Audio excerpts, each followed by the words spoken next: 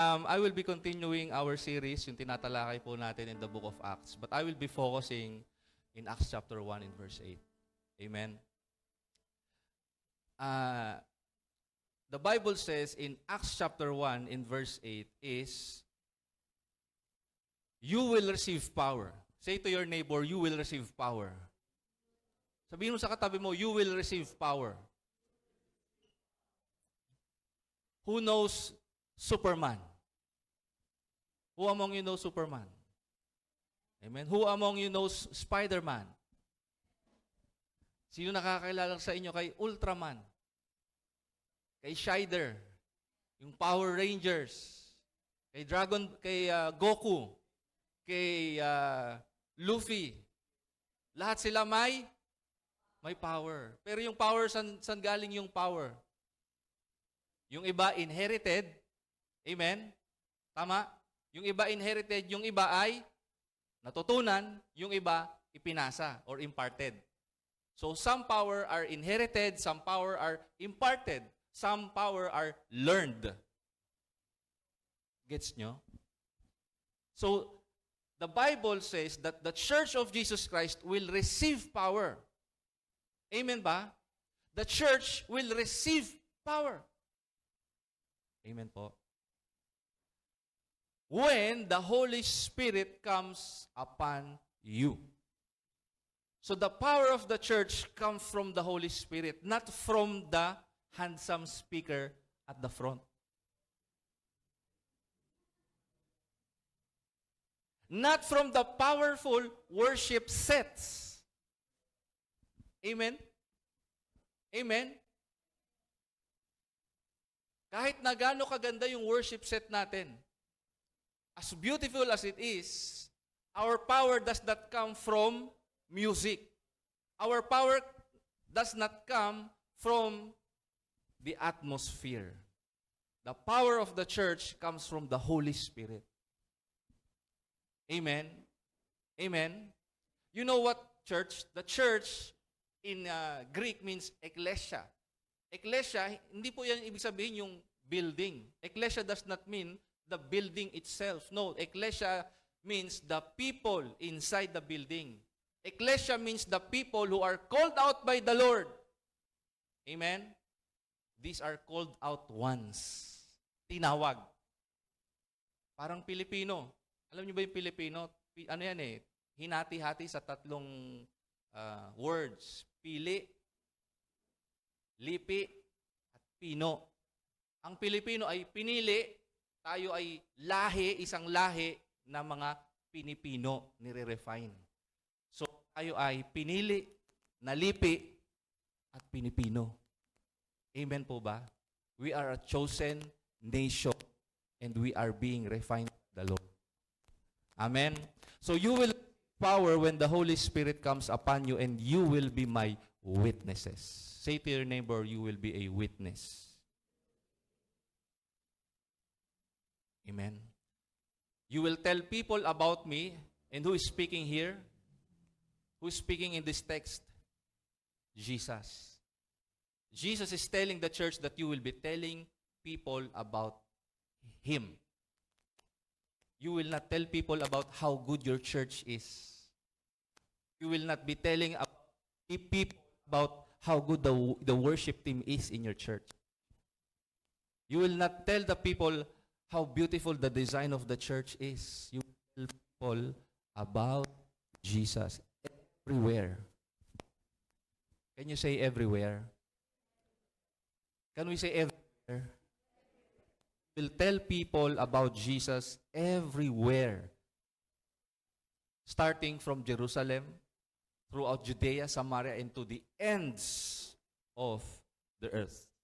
Before I proceed, bigyan ko lang po kayo ng little background tungkol sa Book of Acts. A little background from the Book of Acts. Ang tanong po dyan, sino ba sumulat ng Book of Acts? Who wrote the Book of Acts? Luke. And Luke was a physician, and he was also a historian. And he wrote the Book of Acts to Theophilus. Theophilus, maybe or probably he is a prominent man during this century. A prominent man who may have been recently converted to Christianity. And Luke is writing this letter to Theophilus so that Theophilus might be certain of what he has now received. Nakukuha po ninyo? Sinulat po ni Lucas yung Book of Acts para itong si Theophilus na bagong mananampalataya ay maging sigurado sa kanyang pinananampalatayanan. At kung paano niya na-receive yung pananampalataya niya na yan. Amen ba? And Theophilus means in Greek, friend or lover of God. Amen? Theophilus means lover of God. Tingnan mo nga yung katabi mo. Look at your neighbor. Look at your neighbor. Is he or is she a lover of God? Because as a lover of God, you must be certain of what Jesus said, of what Jesus did, and what Jesus will still do for you, in you, and through you today. Because you cannot live your faith from the past. Hindi ka pwedeng mabuhay sa pananampalataya mo nang nakalipas. You have to live your faith today, present time, and tomorrow, and the day after tomorrow, and the week after, and the month after. You have to be certain of your faith today and forevermore. That's why Luke wrote this to Theophilus. Amen.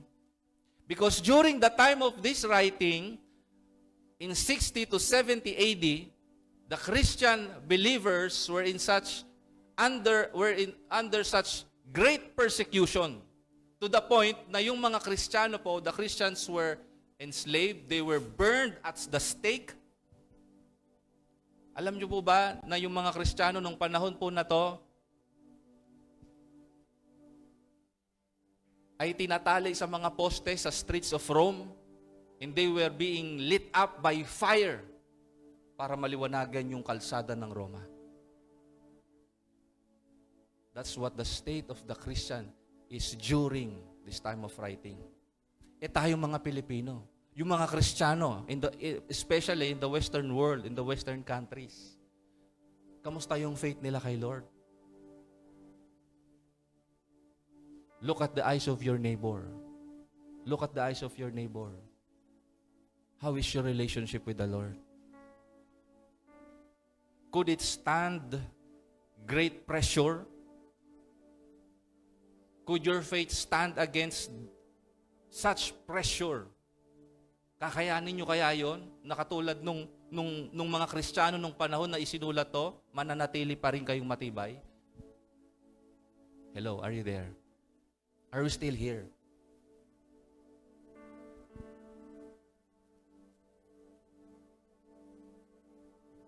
We are modern-day Theophilus Church. Amen? You and I are modern-day Theophilus, friends and lovers of God. And He wants us to be certain. Amen? Hallelujah. So, again, the Bible says in Acts chapter 1, verse 8, you will receive power when the Holy Spirit comes upon you.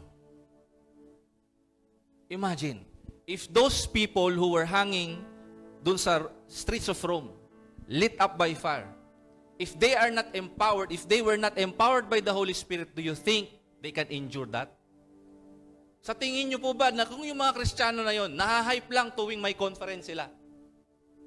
Tapos hinuli ngayon sila, halimbawa ng gobyerno, halimbawa yung namumuno sa atin ngayon, pinahuli lahat ng mga Kristiyano. Kahapon galing ka ng conference. Do you think your faith during that conference will sustain you in the persecution today?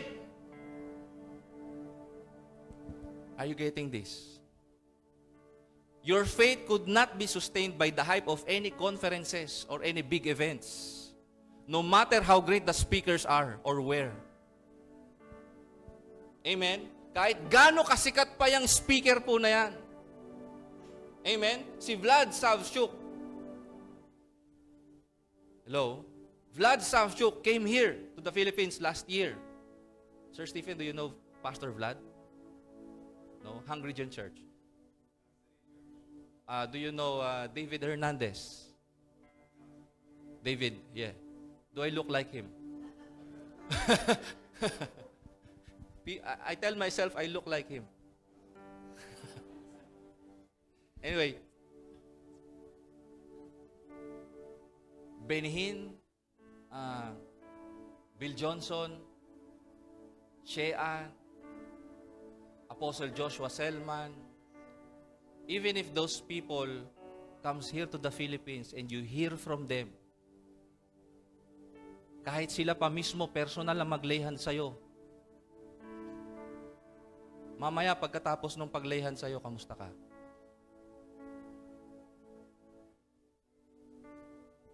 Because you know what? The church today have been in such slumber and deception that the church thinks that the church is okay. You know what being a part of the church meant to these people during their time? Confessing Jesus during their time means death. Because confessing Jesus is pledging allegiance to another kingdom. The Roman kingdom despises that. Hello? Nagigets nyo? The Roman people despises and hates people who have another allegiance. They want the people under their rule and authority to only have allegiance to them. At itong mga Kristiyano to, these Christians, they pledge allegiance to Jesus Christ and the kingdom of God. Amen?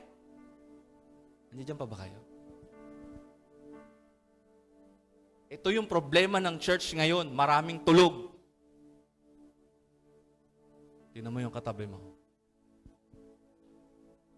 Hindi lumalakad sa power. The church today does not walk in the power of the Holy Spirit. Why? Do you know the reason why? Do you know the reason why? Because power, pag meron kang power, saan mo dapat ginagamit mo yung power mo? Amen? If yung power na binigay sa atin ng Panginoon, hindi natin ginagamit, nagiging dormant, nagiging stagnant, anong mangyayari? Hello? The power that the Holy Spirit gave to us is meant to be used. Used for what? To speak in tongues? To build a church?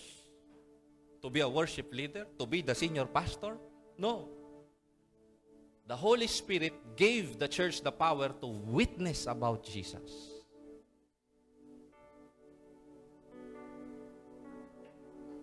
Kung talagang na-receive natin yung power na galing sa Holy Spirit, we will witness.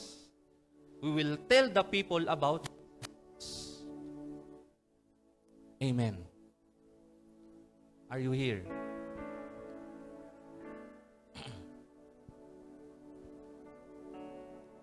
In Acts chapter 1 and verse 3, before Jesus went up to heaven, He stayed with the disciples. For 40 days, the Bible says, during the 40 days after He suffered and died, He rose again. Amen? And for 40 days, He appeared to the apostles, messengers of God. Amen? Apostle is not a title. Hello? Hello? Apostle is not a title. It's a calling. An apostle is a messenger from God, sent by God, called out by God. Amen? Amen. From time to time. So there was an appearance or an encounter. Say encounter. Everybody say encounter. So there was an encounter to the people of the Lord from time to time during those 40 days. Amen. And then, during those appearances, He proved to them. Sabi mo sa katabi mo, may pruweba. Tell to your neighbor, there's a proof. And He proved to them in many ways that He was actually alive. How many times did Jesus prove you that He is alive? How many times? Can you number it with your hands? How many times? Nandito ba kayo? Ba't yung iba?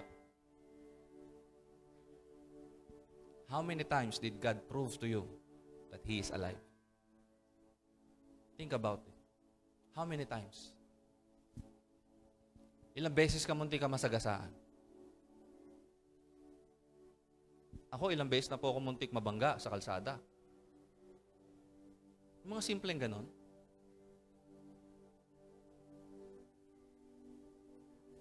And not only He proved that He was alive, He talked to them. Sabi ko po, He talked to them. Sabi ko po, He talked to them. Do you hear the voice of the Holy Spirit? Do you hear the words of God Himself? Personally? Hello? Kasi po, church, ang Word of God dapat hindi nyo lang sa akin naririnig. Hindi nyo lang sa church dapat naririnig. Kayo dapat naririnig nyo mismo personal ang tinig ng Diyos. Kayo mismo nagbabasa ng Bible. Kasi anong sasabihin sa'yo ni Lord kung hindi mo babasahin to?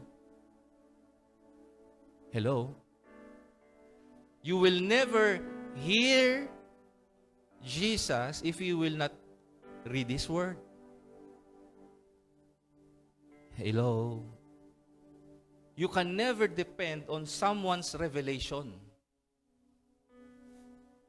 Amen? My revelation of Jesus can help you build a relationship with Him, but it could not sustain your relationship with Him. You should have your own relationship with Him. Personal. Because God is not just the God of Abraham. He was the God of Abraham, Isaac, and Jacob. He was a personal God to each of the patriarchs. Amen? Nandiyan pa ba kayo? Hindi sa Diyos lang ni Pastor Eric. Hindi sa Diyos lang ni Pastor Amy. Dapat pastor din siya ni Nino? Ni June. He is the God of June. He is the God of Daniel. He is the God of each and every one of you. Do you have a personal relationship with God na kaya mong tawagin, Diyos ko siya? Hello? Hindi mo pwedeng sabihin sa mga tao, ligtas ako kasi sinabi ni Pastor. You can never say to people that you are saved and you receive salvation because of what the pastor said in the church. You personally should have an assurance from the Word of God Himself that you are saved. Amen.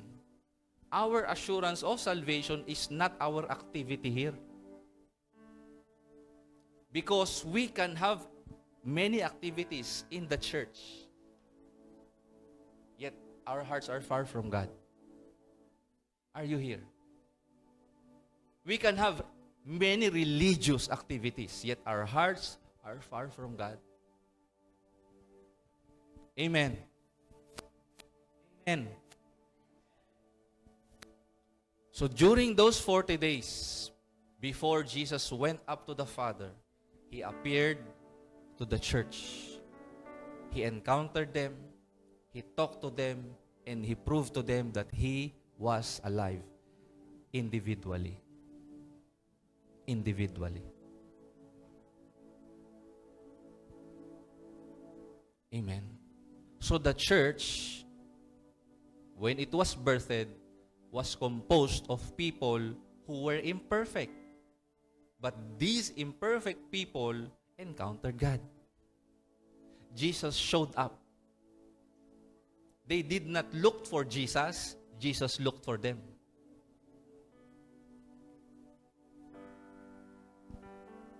These people did not look for Jesus. Jesus looked for them.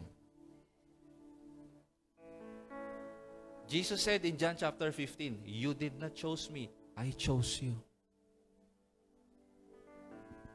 Being the church, being in the church, comes only from the grace of God. It's not from our efforts. not because we have good works, but because of His grace, He called us.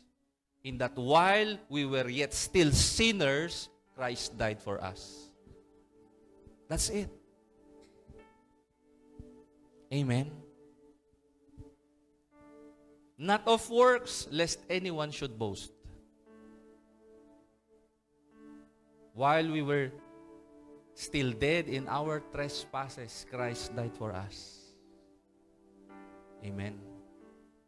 And by the grace of God, He called us and made us look at the cross. Amen.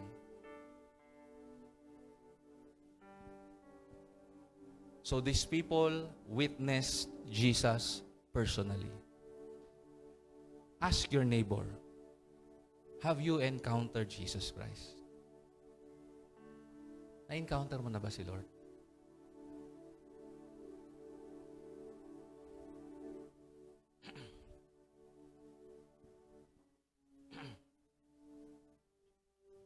Jesus told about the kingdom of God. Can you say kingdom of God? Okay. The audience of Jesus here were Jews, Jewish people. They were not foreign dun sa topic ng kingdom of God, because all throughout the Old Testament, it was already prophesied that a kingdom would come, the kingdom of God would come. Amen? And these Jewish people thought that the kingdom of God that He will establish here on earth will rule through force and might. Natutunan ko kahapon yan. Ang akala po ng mga Hudyo nung panahon na yan, na pag dumating yung kaharian ng Diyos, pag naghari na ang kanilang Messiah, this Messiah will destroy the Jewish political enemies.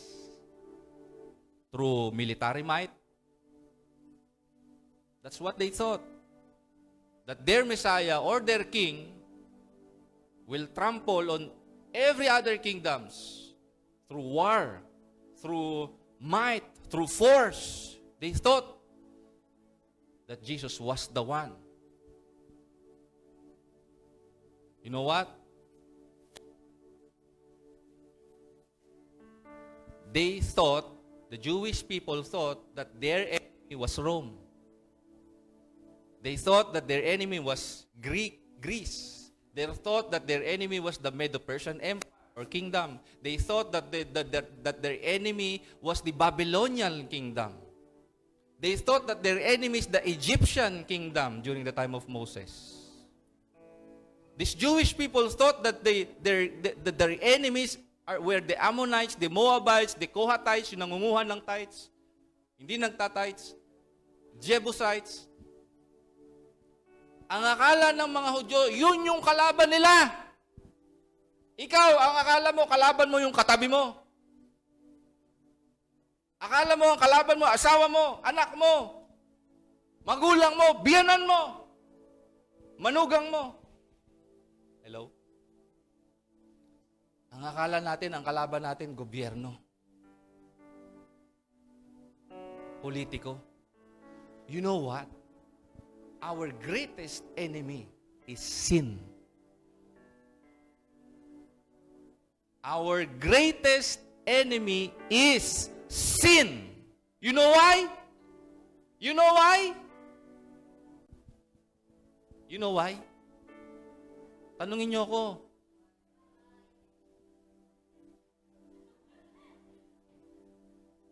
You know why? Isaiah 59, the Bible says, sin separates us from God.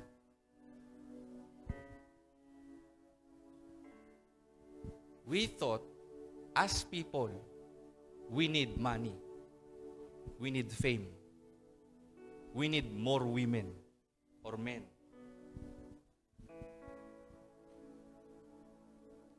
Actually, we need God.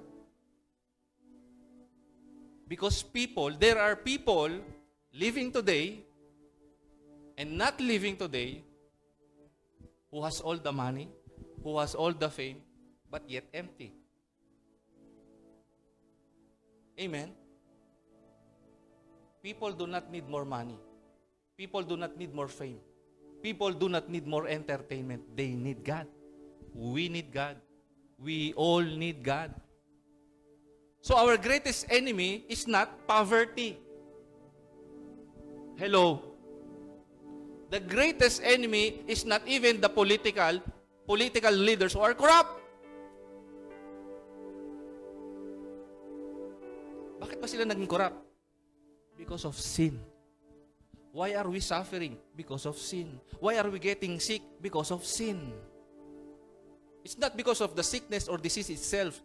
Sickness came and entered to this world because of sin. Are you getting this? So our greatest enemy is sin. So Jesus had to come here to destroy the power of sin. Amen? Sa pamamagitan ng ano? Through what?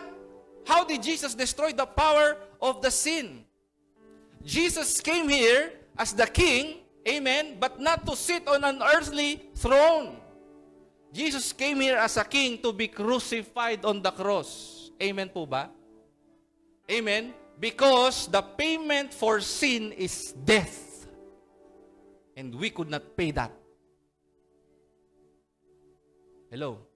Your good deeds, my good deeds could not pay the ransom for our sins. Jesus came to do that. Amen. Amen po. They did not know, the Jewish people did not know that the kingdom of God displays its power through the cross. Parang hindi church yung kausap ko. Wala man lang nag-amen. Ang hina ng amen. Mahina talaga. Sabi ko po, the kingdom of God displays its power through the cross. Mahina talaga. Parang hindi kayo galing sa missional discipleship kahapon. The kingdom of God displays its power through the cross. Palakpakan naman natin si Lord.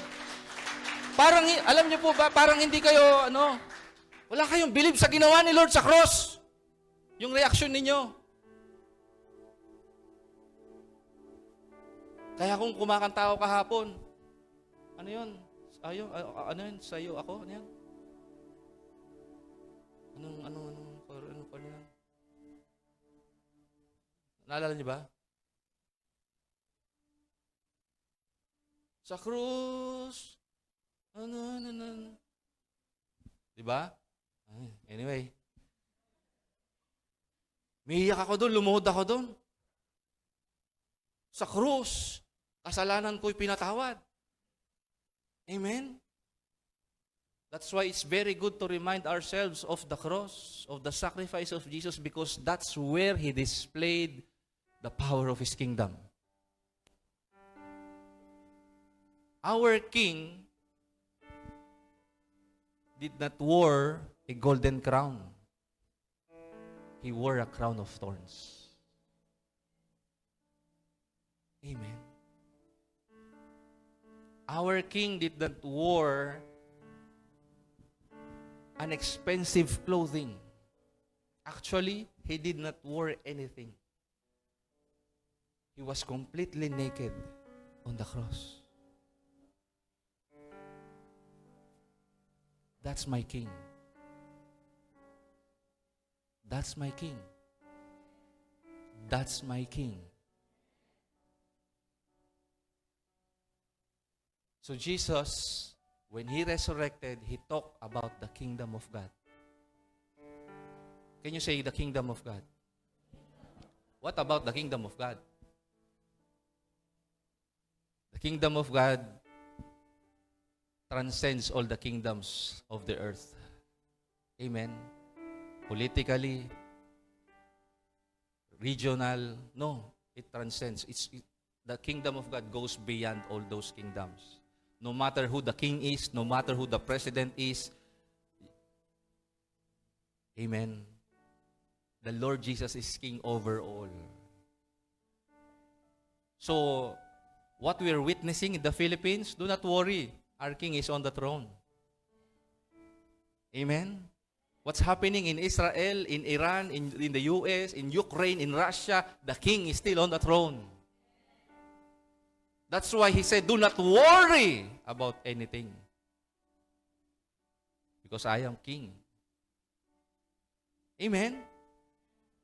If He is King, why are you worrying? Why are you sad? Why are you so cast down, O my soul? Hello? Can you tell to your neighbor, Jesus is King? Tell to your neighbor, Jesus is King. Hallelujah. Glory to God. So, the kingdom of God displays its power through the cross. Colossians chapter 2, verse 13 to 15, you were dead because of your sins. It's us. We were dead because of our sins and because our sinful nature was not yet cut away. Then God made us alive with Christ when He resurrected. It's as if we resurrected with Him. When He died, it's as if we died with Him through faith. Amen? Then God made us alive with Christ, for He, what? Forgave all. Not some. He forgave all our sins. How beautiful that is. How powerful that statement is. He forgave all our sins. Sino dito nahihiya sa past niya? Taas ang kamay. Ayaw magtaas, nahihiya. Nakakahiya naman talaga yung past natin eh. Tama? Amen? Amen? Ba't ginagawa pa rin hanggang ngayon? Anyway, He forgave all our sins. Verse 14, sabi dyan, He canceled the record of the charges against us. He canceled that. Kumbaga sa hukuman, hahatulan ka na. Nakahanda ng hatol, kamatayan. Pero nung nakita ng Diyos Ama ang dugo ng Panginoong Jesucristo, He canceled records. Wala talaga, parang di talaga church yung kausap ko. He canceled the records of the charges against and took it away by nailing it to the cross. In this way, He shamed them. Whom did Jesus shame? Not you and not me. He shamed the devil. He shamed the demons. Because the demons and the devil, our accuser, sila yung lagi nagpapaalala atin na hindi, makasalanan ka, hindi ka na mapapad. Marumi ka. Sabi nung cross, He shamed them publicly by His victory over them on the cross. Amen ba? Amen po ba? Palakpakan naman natin si Lord.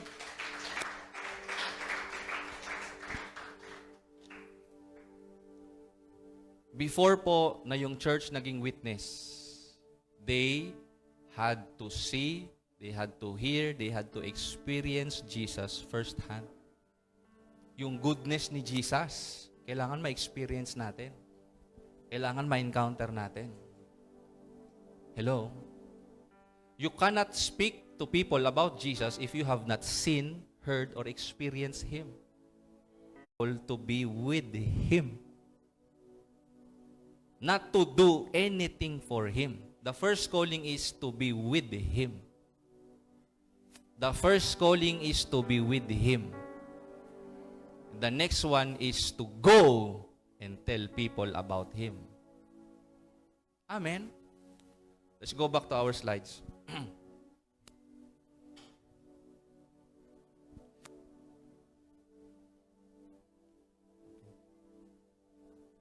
Pa-reconnect na lang po. Paano ba to?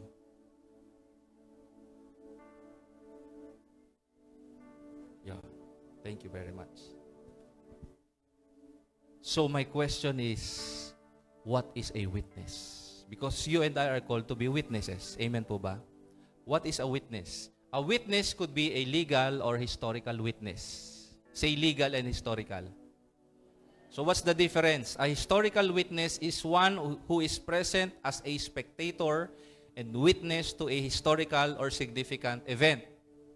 A historical witness, for example, tayo, you and I, we are witnessing history in the Philippines.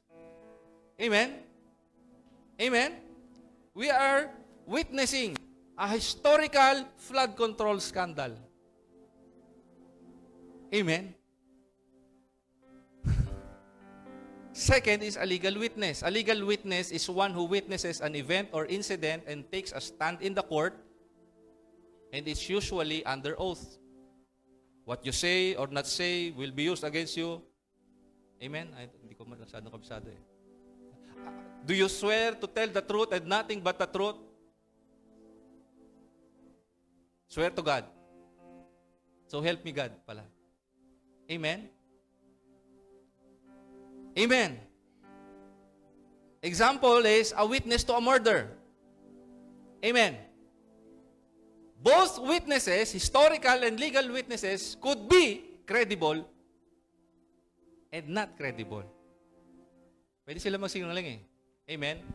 But, alam niyo po ba yung totoong mga witness, mayroong threat sa buhay nila? Do you believe that? Every true witness, any witness for that matter, credible or not, they have a threat for their life. Because of these reasons.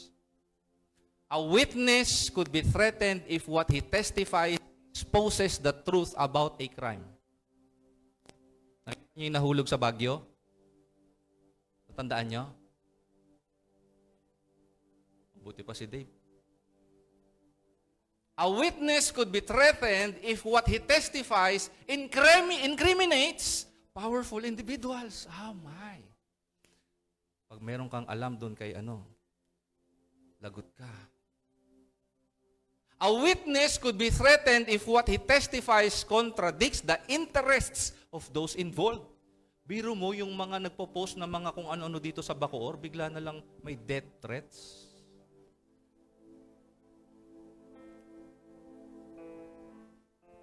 Hello.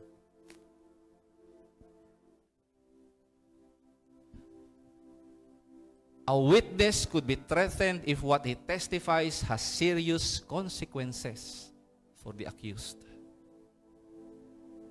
A witness could be threatened if what he testifies reveals facts that others want to keep hidden.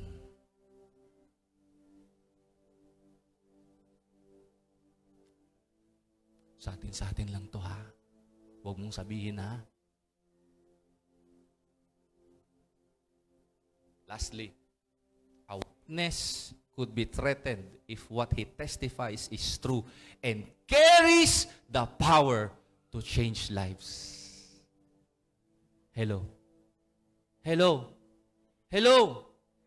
Imagine, kung magte-testify yung mga testigo ng totoo kung sino talaga yung behind sa flood control project, magbabago buhay ng mga Pilipino.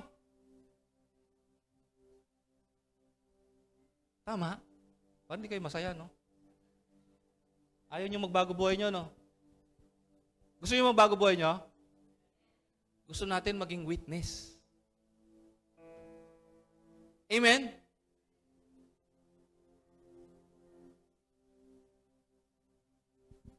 Alam mo ba kung sino ang unang... Ano na pala?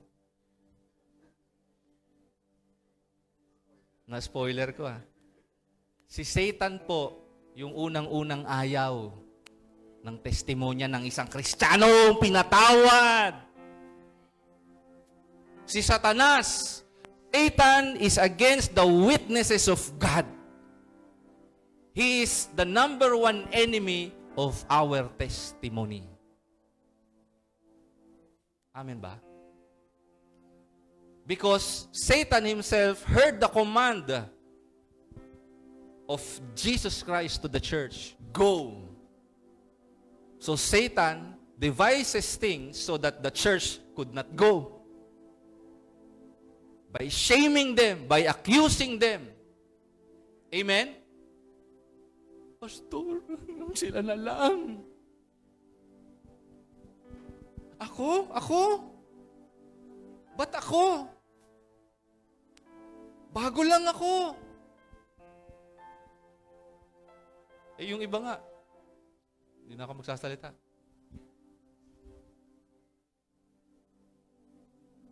Revelation chapter 12 verse 9, this great dragon, the ancient serpent called the devil or Satan, the one deceiving the whole world. Amen. Amen. Before he attacks the church, the believers, he deceives first the world. Kasi dito tayo nakatira eh. Amen? Malakas ang impluwensya ng mundo sa ating lahat. Tingnan mo yung Facebook history mo. Tingnan mo yung Instagram following mo. Tingnan mo yung binabrowse mo sa internet. Ilang oras ka sa Shopee, sa Lazada, sa Alibaba, ano pa? Amazon, Temu. We are so influenced by the world. So Satan will first touch the world through deception.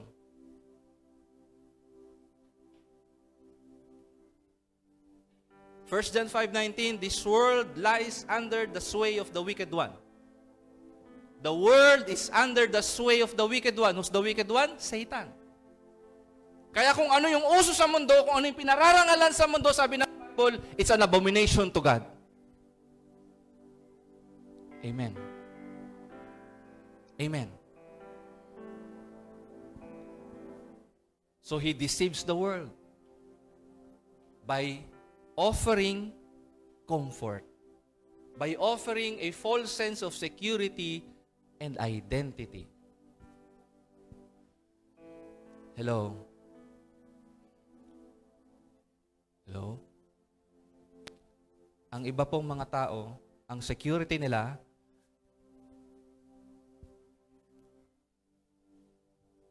nasa ibang bansa. Ang security ng ibang tao, nasa posisyon niya sa politiko, nasa titulo niya, nasa dami ng pera niya sa bank account niya. Ang identity ng ibang tao nakakabit din doon. Yun yung standard ng mundo eh. Tama? Tama po ba? So Satan deceives the world through offering those things, which he also offered to Jesus. Tama?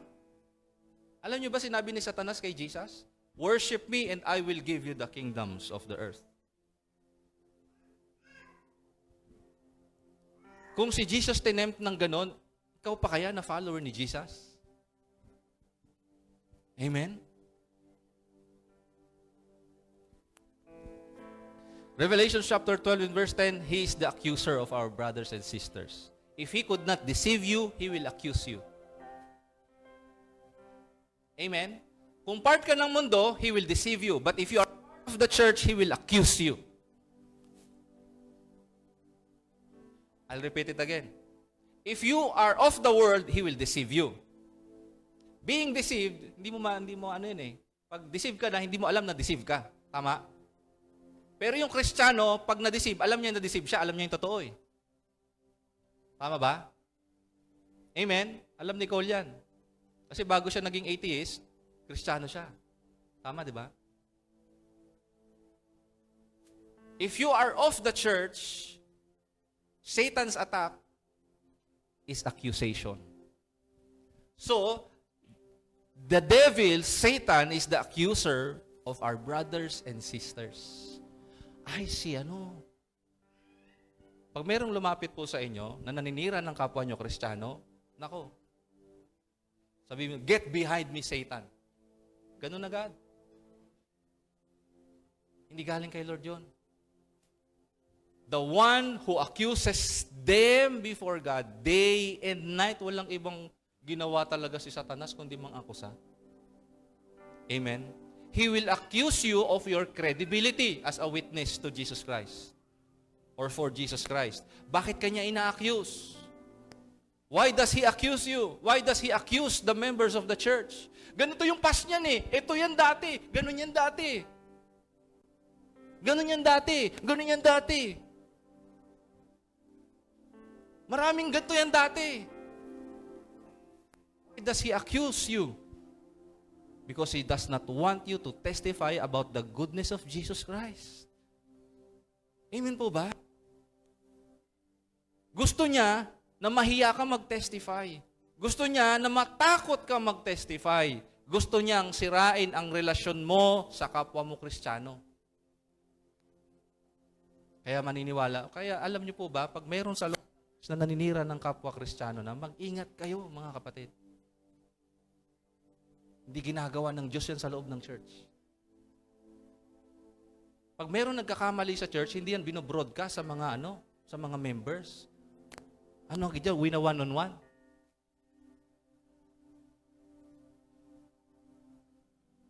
Gusto niya pong sirain ang testimony natin, mga kapatid,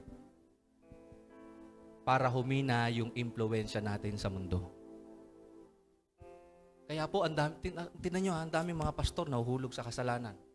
Tumatalikod. Construct. Pero buti na lang mayaman ang biyaya ni Lord sa ating lahat. Talaga naman. Sabi ko po, buti na lang mayaman yung biyaya ni Lord sa ating lahat.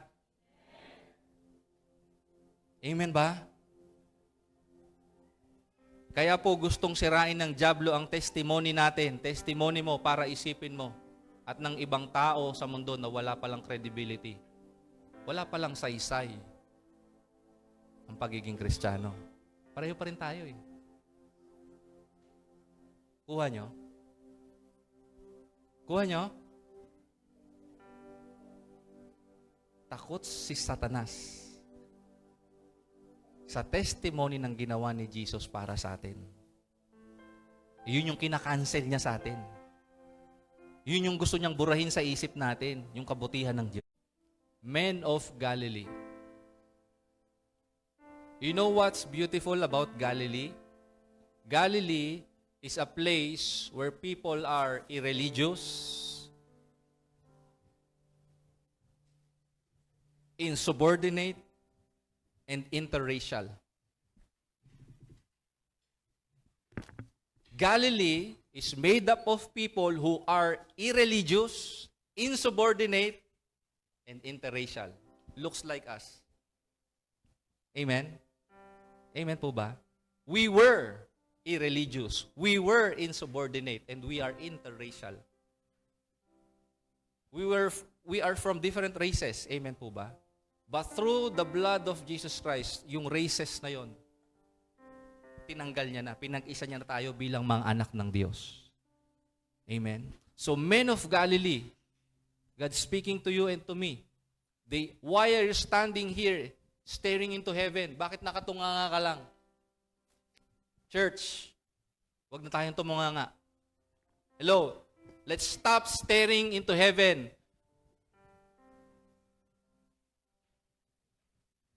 Oh, wag tayong anti-Christ. Antay lang anti kay Christ. O, kahapon din yan. No?